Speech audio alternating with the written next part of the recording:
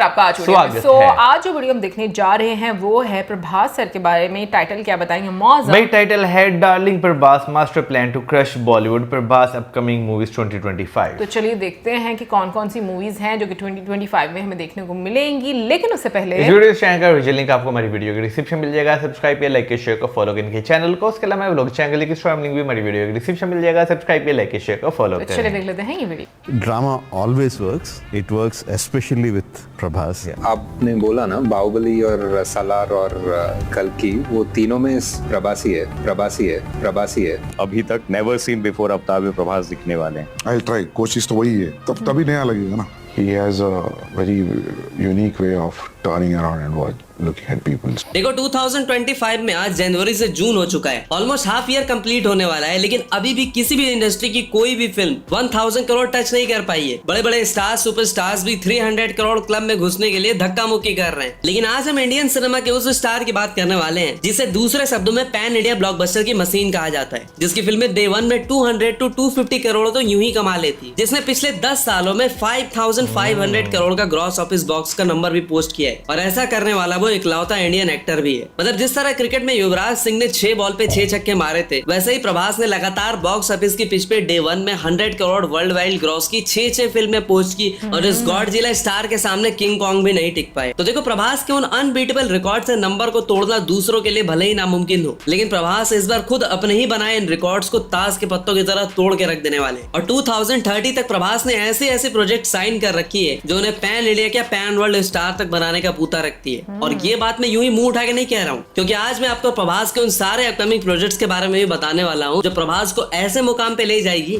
जिसे बीट कर पाना किसी भी दूसरे स्टार के लिए इम्पॉसिबल होगा। जिसमें मैत्री वाली एक प्रोजेक्ट, होमबाले के 3 प्रोजेक्ट्स, इसके अलावा वांगा, लोकेश कनगराज, प्रशांत वर्मा, फौजी, कल्कि, इन फिल्मों के अलावा भी इतने सारे प्रोजेक्ट्स के बारे में आज डिस्कस करेंगे जो आपने शायद ही सुना भी होगा। तो आज की वीडियो होने वाली है फिर से बहुत खास, क्योंकि आज बात करेंगे उन प्रभास। लेकिन उससे पहले आप लोग लाइक का बटन दबा के सपोर्ट दिखा देना। तो 10,000 लाइक से नीचे बात नहीं होनी चाहिए। तो प्रभास फैंस हो या हेटर्स, ये इंपॉर्टेंट नहीं है, इंडियन सिनेमा का झंडा और ऊपर लहराने वाला है, ये इंपॉर्टेंट है। तो सबसे पहले बात करते हैं प्रभास की the most experimental film the Raja Saab की।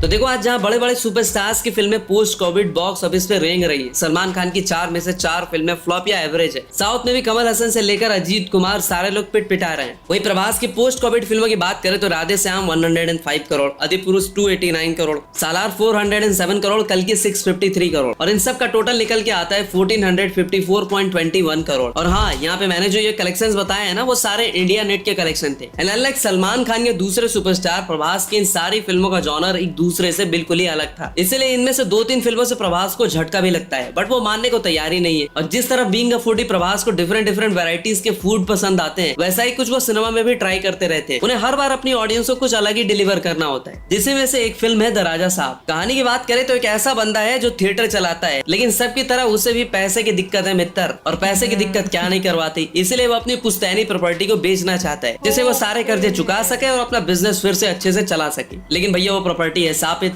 और उसपे है भूत का साया, और वो भूत कोई और नहीं बल्कि प्रभास खुद ही है।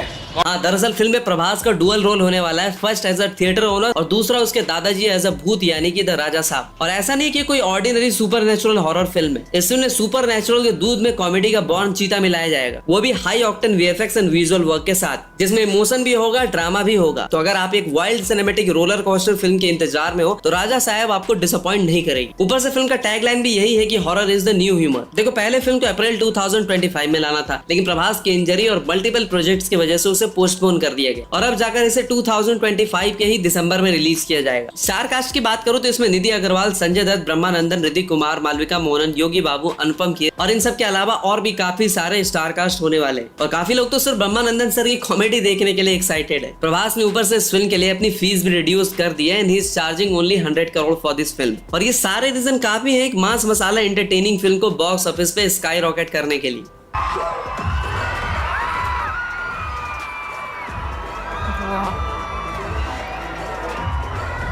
यार लोगों का क्रेज चेक करो,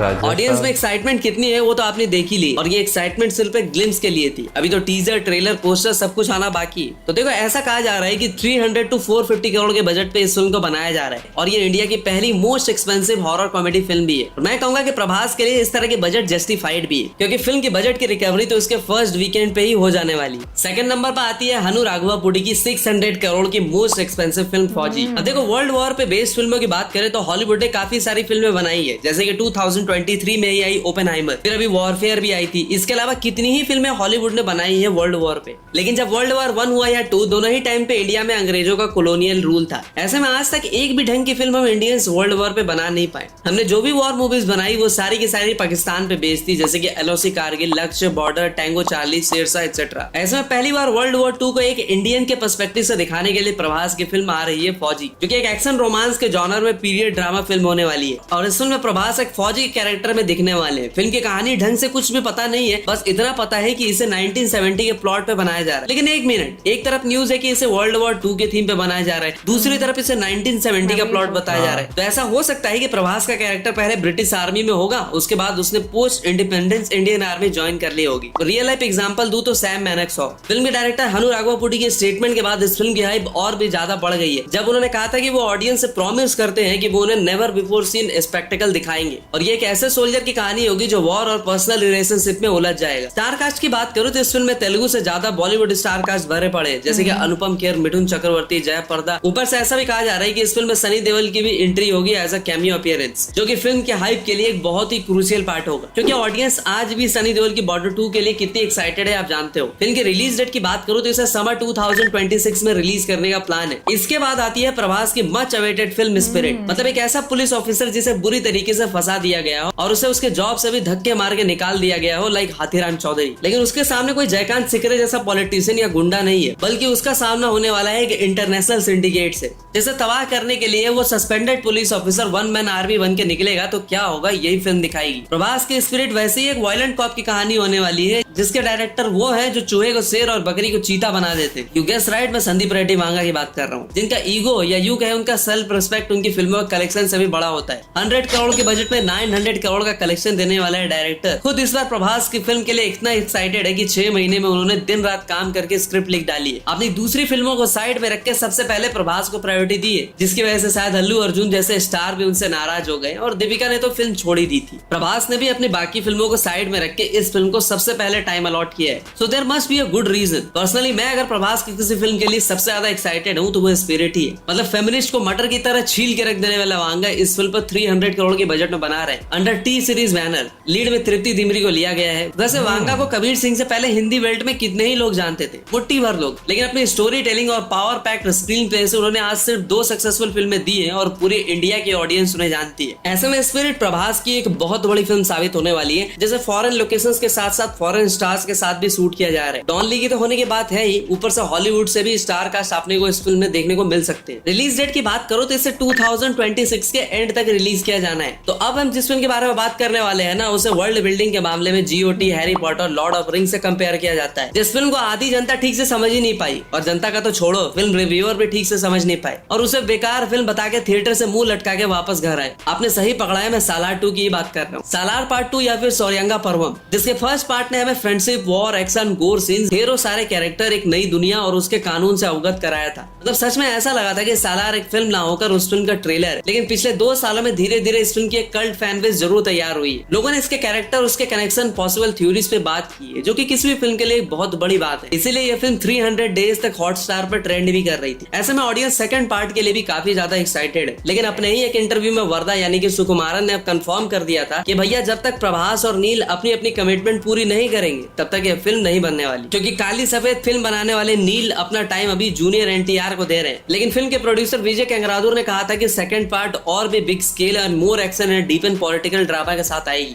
और भी काफी सारे नए कैरेक्टर्स इस फिल्म में ऐड किए जाएंगे और काफी सारे मिस्ट्रीज भी सॉल्व होगी। खानसार का असली मालिक देवा को क्या पता चल पाएगा कि वो सौर्यंगा ट्राइब का लीडर और खानसार का असली वारिस है, क्योंकि सेकंड पार्ट का नाम भी सौर्यंगा पर्वम भी है। सो इस बार बहुत कुछ नया बेटर चीज देखने को मिलने वाला है। और प्रशांत नील का रिकॉर्ड रहा है कि फर्स्ट पार्ट से सिर्फ हाइप क्रिएट होती है, असली कलेक्शन तो सेकंड पार्ट करके जाती है। KGF 1 ने जहाँ 227 करोड़ कमाए थे तो सेकंड ने सीधा 1200 करोड़, वो भी 100 करोड़ की बजट पे, और सालार 2 को तो 400 करोड़ की बजट एलोकेट की जा रही है। अब देखो वैसे तो ये 4 फिल्में ही काफी होंगी प्रभास को इंडियन सिनेमा का सबसे बड़ा पैन इंडिया स्टार बनाने के लिए, लेकिन इसके बाद एक और फिल्म है जिसके सीक्वल में प्रभास सालार के राक्षस के बाद देवता बनते दिखने वाले हैं, और वो होगी कल्कि 2। इस फिल्म के पहले पार्ट की बात करें तो ये फिल्म प्रभास की ना होकर senior citizen actors like Kamal Haasan और अमिताभ बच्चन की ही फिल्म थी। प्रभास ने तो सिर्फ इस फिल्म में कैमियो किया था, लेकिन इस फिल्म के पैसा वसूल क्लाइमेक्स ने इसे बचा लिया था जब प्रभास खुद कर्ण के अवतार में आ जाते हैं। महाभारत के रेफरेंसेस इस फिल्म के लिए वो मसाला थी जिसे डालने के बाद खिचड़ी भी बिरयानी लगने लगती है। पार्ट 2 के लिए डायरेक्टर नाग अश्विन ने कंफर्म कर दिया है कि वो इसी साल इसके सेकंड पार्ट की शूटिंग स्टार्ट करने वाले हैं। अब देखो पहले तो इसे इसी मंथ यानी कि जून से स्टार्ट करना था, but due to Prabhas injury उनके सारे प्रोजेक्ट्स पे इसका असर पड़ा है और इसीलिए कल्कि 2 को दिसंबर 2025 से शूट किया जाएगा। Prabhas, Amitabh Bachchan, Kamal Haasan and Deepika Padukone are expected to reprise their roles, लेकिन दीपिका प्रभास की स्पिरिट के बाद इस फिल्म को भी छोड़ सकती है। Once again same reason. ऐसे में क्वेश्चन ये है कि उन्हें फिल्म में इतना क्रूशियल रोल मिला है लॉर्ड कल्कि की माँ का, तो भाई ऐसा हो सकता है कि उनका रोल पूरी तरह से ना हटा के रिड्यूस कर दिया जाए। बाकी फिल्म की स्क्रिप्ट पूरी तरह से रेडी है और कल्कि 2 के मेकर्स ह्यूज ग्लोबल रिलीज किए जाने की वेट भी कर रहे हैं। जो भी है सालार की तरह इस फिल्म का भी सेकंड पार्ट फर्स्ट पार्ट से 5 to 6 टाइम बेटर होगा, और कल्कि 1 ने जहां 1000 करोड़ प्लस का कलेक्शन किया था तो सेकंड पार्ट तो मिनिमम 1500 करोड़ प्लस का कलेक्शन करके ही जाएगी। इन सारी प्रोजेक्ट्स के अलावा होमबाले के साथ प्रभास ने सालार तो साइन की है, लेकिन उसके साथ साथ 2 और फिल्में भी साइन की है जो कि अब तक अनटाइटल प्रोजेक्ट्स है, लेकिन इस प्रोजेक्ट को भी 2027-2028 तक रिलीज किया जाना है। होमबाले फिल्म्स वालों ने खुद कहा है कि ये प्रोजेक्ट सालार और KGF से भी बड़ी प्रोजेक्ट्स होंगी, जिसके लिए they are ready to spend 1000 crore all together, and this partnership aims to create a large scale cinematic experience that appeal to audiences in India and globally. इसके अलावा इंडिया की मोस्ट स्पिरिचुअल यूनिवर्स यानी कि प्रशांत Verma cinematic universe में भी प्रभास की entry होगी, जिसमें ऑलरेडी कांतारा वाले ऋषभ शेट्टी की एंट्री हो चुकी है। और PVCU के अपकमिंग प्रोजेक्ट्स की बात करें तो उसमें अधीरा, महाकाली, जय हनुमान पाइपलाइन में है। प्रभास के साथ कौन सी फिल्म होगी कुछ भी कहा नहीं जा सकता। प्रशांत वर्मा के अलावा प्रभास अपनी इंडस्ट्री से बाहर जाकर लोकेश कनगराज के साथ भी एक प्रोजेक्ट पे काम करने वाले, मतलब इतने बड़े बड़े डायरेक्टर्स, मोस्ट एक्सपेंसिव फिल्में और सारी की सारी सेम फॉर्मूला फिल्में ना होकर डिफरेंट जॉनर की फिल्में, यही एक बहुत बड़ा रीजन होंगे प्रभास को इंडियन सिनेमा का सबसे बड़ा पैन इंडिया स्टार बनाने के लिए।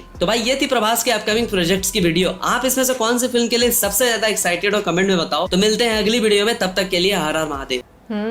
भाई काफी इंटरेस्टिंग हाँ प्रोजेक्ट्स हैं जितने भी हम लोगों ने देखे हैं। हाँ। और अच्छा भी मतलब लग रहा है। वैसे अगर मैं बात करूं तो क्योंकि जैसे सालार भी हम लोगों ने देखी, ठीक है, कल्कि भी हमने देखी। मुझे नहीं पता कि लोगों को क्यों नहीं समझ आई सालार, जैसे कि उन्होंने इस वीडियो में बोला, बट मुझे तो बहुत पसंद आई थी सालार। आई मीन एक थ्रिल था उस मूवी में, एक मिस्ट्री थी कि जो रिजॉल्व ही नहीं हो रही थी, और मतलब जब तक मूवी खत्म हुई है अनुमान ही हम लोग लगाते रहे, अच्छा तो ये है। हाँ। वो अभी तक खैर वो रिजॉल्व नहीं हुआ, वो सेकंड पार्ट आएगा तो पता चलेगा।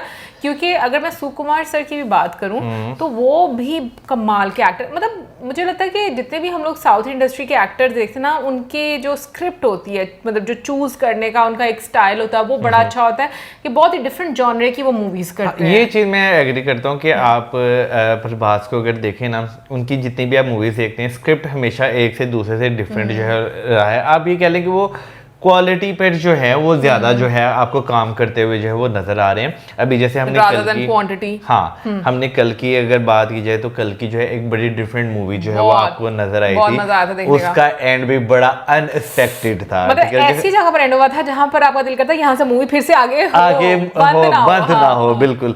फिर उसके बाद सालार की बात करें वो भी इसी तरह एंड हुई, और जब लाजमी बात है अब आएगी 2026 या 27 जब भी सालार जो है वो आएगी तो लाजमी बात है एक 27 को तो नहीं जानी चाहिए, 2026 के स्टार्ट में ही आ हाँ मुझे लग रहा है कि भाई क्योंकि 25 में उनकी राजा साहब आ रही है, 26 में उनकी लास्ट। हाँ अगर आप उनकी एवरेज देखें ना, वो हर साल एक मूवी या ज्यादा दूसरी किसी मूवी में कैमियो अपीयरेंस जो है उनकी आपको जो है वो नजर आ रही है, वरना ज्यादा 2 मूवीज जो है वो नजर आती हैं। अगले साल उनकी फौजी आनी है, तो मेरा ख्याल है 2027 में जाके कहीं आपको सालार का जो है पार्ट 2, अभी तक तो मैं सोच रहा हूँ 2028 में कल की आएगी, मतलब टू बी अनाउंस्ड है कि सालार पार्ट 2 जो है वो कब आएगी। और हाँ। भाई कल्कि को मतलब इन 2 मूवीज को सच में इतना टाइम नहीं लगना चाहिए, बट जैसे बीच में स्पिरिट की भी बात की, और अगर हम लोग जो उसके डायरेक्टर है वांगा सर है ना, भाई उनकी मूवीज में नो डाउट बहुत ज़्यादा आपको एक वो एक यू नो एक्सट्रीम साइड दिखाई जाती है एक करेक्टर की जो कि बहुत ही मतलब आप कह लो कि यू नो जिसमें मार धार और काट शाट इस तरह की होती है कि बंदा हैरान। जैसे अभी रिसेंटली हम लोगों ने एनिमल देखी थी, कि उससे पहले हम लोग ने अर्जुन रेड्डी देखी थी मूवी। तो वाकई में काम तो उनका ऐसा है कि पूरी दुनिया जो है फिर उसको सराहती है, but at the same time उनको बहुत ज़्यादा क्रिटिसिज्म भी फेस करना पड़ता है, जहाँ तक मैंने देखा है उनकी मूवीज़ को लेकर। क्योंकि जो करेक्टर होता है नो डाउट वो बड़ा सॉलिड बनाया तो जाता है, लेकिन उसके साथ साथ कुछ चीजें वैसे वाकई में ऐसी होती हैं जो बड़ी कंट्रोवर्शियल बन जाती है। यार वो देखें, मैंने एक चीज देखी कि कोई भी मूवी आ रही हो ना कहीं उसका कोई ना कोई कंट्रोवर्सी जो है ना वो हमेशा जुड़ जाती है। नहीं, बट आई फील कि ना एक डायरेक्टर जो दर्शाना चाहता है ना वो बड़ा एक स्ट्रॉन्ग मैसेज जाता है। और मैंने ऑनेस्टली बहुत सारे लोगों को ये देखा है कि वो करेक्टर से बहुत इंस्पायर होते हैं रियल लाइफ लाइफ के करेक्टर से इतने इंस्पायर होते हैं कि वो अपनी लाइफ में ना उस चीज को इम्प्लीमेंट करना शुरू कर देते हैं। यंग जनरेशन की मैं बात करूँ तो मुझे लगता है कि कहीं ना कहीं पर जो वाकई में जो डायरेक्टर्स होते हैं उनकी रिस्पॉन्सिबिलिटी तो होती है बहुत ज़्यादा कि वो किस तरह की एक आप कह लो कि जो मूवी है वो बनाकर एक मैसेज या एक करेक्टर को पोर्ट्रे करना चाहते हैं। अच्छा, वैसे बीच में राजा साहब का जो हमने सुना वो तो हमें काफी ज्यादा डिफरेंट जो है वो लगा, क्योंकि सारा ही गलत अनुमान लगा दिया। हम तो वो कुछ और जो है वो अनुमान जो है वो लगा रहे थे। हम तो वो संजय दत्त सर को जो है बीच में सारा कुछ जो है वो कंसीडर जो है वो कर रहे थे, लेकिन यहाँ पर तो भाई बिल्कुल ही रिवर्स हो गया। बिल्कुल ही रिवर्स हो गया। लेकिन हाँ भाई, अगर देखा जाए तो साउथ के प्रोजेक्ट्स जो हैं वो आपको काफी ज्यादा जो है वो अच्छे जो है वो नजर आ रहे हैं। हाँ, ऑन दी अदर साइड में बॉलीवुड की बात करूँ तो मैं ये नहीं कहूँगा कि भाई बॉलीवुड में अच्छी मूवीज नहीं आती, बॉलीवुड में बहुत अच्छी मूवीज आती हैं। और मैंने एक रिसेंटली हम दोनों ने भूल चूक माफ मूवी जो है वो देखी है, हमें बहुत अच्छे मैसेज था वो जो है वो मूवी जो है लगी। तो मेरा ख्याल है कि भाई हर जगह अपने अपने जो है ना स्टाइल के साथ जो है वो मूवीज बनती हैं और अच्छी होती हैं। कुछ किसी को पसंद आती हैं, कुछ किसी को पसंद आती हैं, क्योंकि हर बंदे का अपना अपना टेस्ट रहता है। देखो, मैंने देखा कि बॉलीवुड में ना आपको मसाला एंटरटेनमेंट इस तरह की चीजें, मतलब एंटरटेनमेंट आपको साउथ में भी बहुत देखने को मिलता है, मसाला मूवीज जो है ना बॉलीवुड में और बहुत ज़्यादा ग्लैमर देखने को मिलता है। लेकिन अगर मैं साउथ की मूवीज़ की बात करूं तो मुझे लगता है कि वहाँ पर ज़्यादा जॉनरे हमें देखने को मिलता है कि कल्चर, ट्राइब्स डिफरेंट, उनकी स्टोरीज, और वो चीज़ बहुत यूनिक तरीके से प्रेजेंट की जाती है और वो खूबसूरत भी बहुत ज़्यादा लगती है। तो मुझे जहाँ तक जो मज़ा आता है साउथ की मूवीज़ देखने का, उसका ज़्यादातर रीज़न यही है। जैसे कि अगर हम लोग कांतारा मूवी की भी बात करें, बहुत ही डिफरेंट मैं कहूँगी कि एक जॉनरे था हमारे जैसे लोगों के लिए, और फिर उसके बाद भी बहुत सारी ऐसी मूवीज़ आई। सो ओवरऑल मैं कहूँगी कि डिपेंड करता है कि स्टोरी लाइन क्या है और वो आपको कितना मतलब पसंद आती है, ऑडियंस उसके साथ कितना कनेक्ट हो पाती है। अभी बीच में देखो एक झलक ही दिखाई थी राजा साहब की, कैसे लोग सीटियां तालियां बजा रहे हैं और साथ में उन लोगों ने अपने मोबाइल के कैमरास ऑन किए हुए हैं। तो ये जो एक क्रेज होता है ना अपने अपने एक्टर को लेकर, हाँ, वो मतलब मुझे लगता है कि अलग ही लेवल का आपको देखने को मिलता है। बाकी कमेंट सेक्शन में आप जरूर बताइएगा कि आपको सबसे मतलब जो अच्छा प्रोजेक्ट है आने वाली मूवीज में आप किसके लिए इंतजार कर रहे हैं। और इसी के साथ हमें गुड बाय।